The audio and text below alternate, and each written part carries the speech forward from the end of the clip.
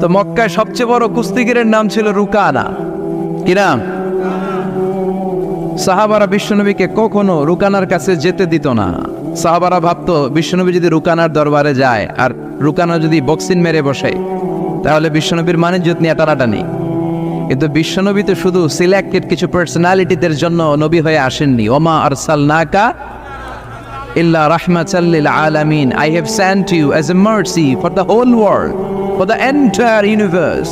ও নবী, আমি আপনাকে গোটা বিশ্বের জন্য রহমত আর বরকত করে পাঠিয়েছি। তো বিশ্বনবী একদিন ফজরের সালাত শেষে লুকিয়ে লুকিয়ে মক্কার সবচেয়ে বড় বক্সার ছিলেন তো তিনি, মক্কার সবচেয়ে বড় বক্সার রুকানার কাছে চলে গেল। যে বলল, রুকানা আসলিম তাসলাম, ইসলাম মানো শান্তিতে থাকবা, দুনিয়ায়ও থাকবা আখিরাতেও থাকবা। সুবহানাল্লাহ পড়েন। রুকানা বলে, না আব্দুল্লাহর বেটা মোহাম্মদ, আমি তো কালিমা